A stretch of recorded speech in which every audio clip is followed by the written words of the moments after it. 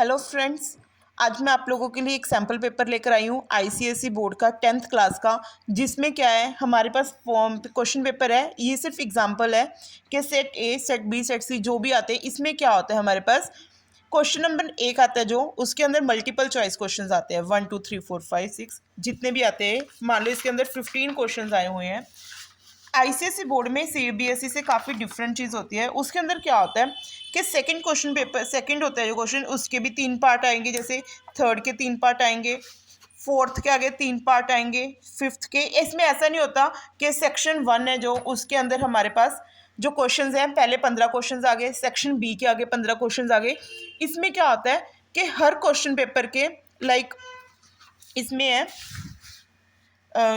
एक मिनट, इसमें है कि सेकंड क्वेश्चन है, उसके 3 पार्ट्स हैं। इस हर कुछ क्वेश्चन है जो 10-10 नंबर का होता है।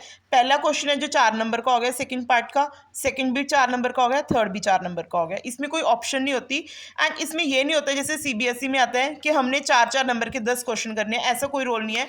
इसमें जैसे क्वेश्चन नंबर 3 है, वो कितने मार्क्स का है, 4 मार्क्स का हो गया, एक 5 मार्क्स का हो गया, एक 4 मार्क्स, 2 4 मार्क्स के क्वेश्चन हो गए, एक 5 मार्क्स का क्वेश्चन हो गया। तो हमने अटैम्प्ट भी इसी तरीके से करना होता है, क्योंकि आईसीएसई बोर्ड में क्या होता है, मार्क्स डिस्ट्रीब्यूशन होती है वो अलग पैटर्न से होती है। इसमें ये नहीं होता कि 3 नंबर के इतने क्वेश्चन आएंगे, 4 नंबर कितने आएंगे, 5 नंबर कितने आएंगे। इसको प्रॉपर अटैम्प्ट करते हुए बहुत ध्यान से करना पड़ता है। जैसे मैं आप में क्वेश्चन पेपर दिखाती हूँ सॉल्व किया हुआ। सबसे पहले ऐसे शीट मिलेगी तुम्हें बोर्ड की, उसमें नाम, class, roll number, school, subject, और इसमें मार्किंग स्कीम है। सबसे इंपॉर्टेंट मार्किंग स्कीम और तुम्हारा एग्जाम का मेथड है, प्रेजेंटेशन कैसे करते हो तुम लोग, सीरियल नंबर, मार्क्स ऐसे अटैम्प्ट होते हैं। फोर्थ है, जैसे मान लो इस क्वेश्चन है 10 नंबर का, उसके क्वेश्चन पीछे अलग अलग मिलेंगे तुम्हें मार्क्स। यहाँ पे डिवीजन होएगी, 4 के टोटल मार्क्स कितने बने, 5 के टोटल मार्क्स कितने बने, 6 के कितने बने, 7 के। सो हम क्वेश्चन पेपर अटेम्प्ट कैसे करना है अब आईसीएसई बोर्ड में मैथ्स का। सेक्शन ए पहले ऐसे सॉल्व हो जाएगा, एमसीक्यूज सारे। और एमसीक्यूज में हमेशा ए बी सी के साथ आंसर जरूर लिखो ताकि कंफ्यूजन ना हो।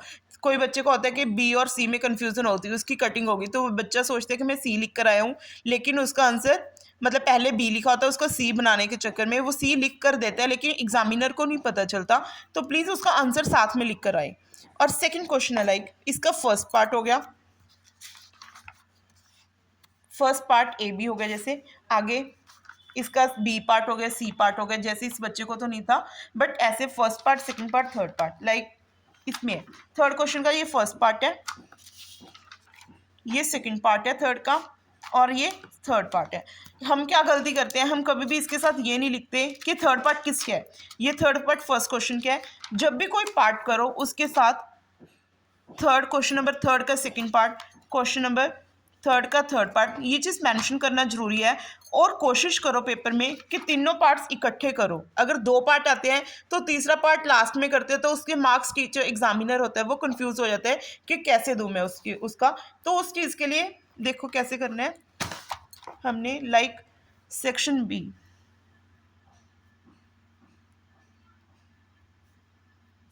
सेक्शन बी का फर्स्ट का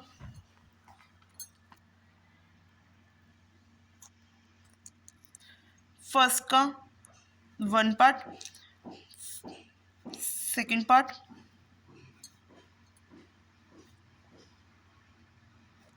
थर्ड पार्ट, इसके तीनों पार्ट्स करने के बाद अब हमने सेकंड क्वेश्चन करना है। उसका हमें सेकंड पार्ट आता है अकेला, हम उसको करके फिर उसके बाद कर देते हैं थर्ड का फर्स्ट पार्ट, थर्ड का थर्ड पार्ट, इसमें से भी एक गायब कर देते हैं, इसमें से भी।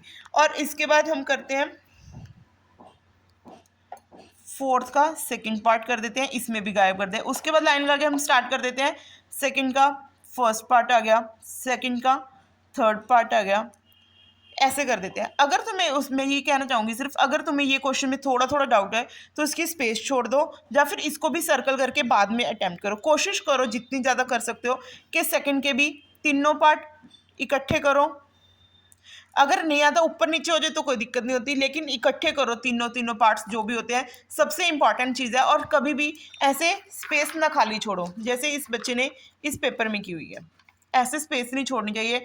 आता तो करो, अदरवाइज लाइन लगा के अगला क्वेश्चन करो, इससे पता नहीं चलता कि कितना क्या किया हुआ है बच्चों ने। तो प्लीज़ इस चीज़ को अटैम्प्ट करो, स्पेशली इस मार्क्स को अटैम्प्ट करो अच्छे से, या फिर क्वेश्चन लिखो। अगर तुम बाद में कोई क्वेश्चन कर रहे हो तो उस चीज़ को क्वेश्चन प्रॉपर लिखो। अगर मान लो थर्ड क्वेश्चन है ये वाला, थर्ड क्वेश्चन का फर्स्ट पार्ट कर दिया तुमने, सेकंड पार्ट कर दिया, थर्ड नहीं आता तुम्हें, थर्ड पार्ट अगर बाद में करना है तो उस चीज़ को प्रॉपर क्वेश्चन लिखो, नंबरिंग प्रॉपर करो, तो जाके मार्क्स मिलते हैं। अदरवाइज एग्जामिनर कंफ्यूज होके उस चीज़ के ऊपर क्रॉस लगा देते हैं और मार्क्स नहीं मिल पाते। और जैसे कि फर्स्ट पार्ट के ए बी पार्ट है तो उस चीज़ को भी प्रॉपर लिखो, नंबरिंग प्रॉपर करो सबसे मेन। Thank you.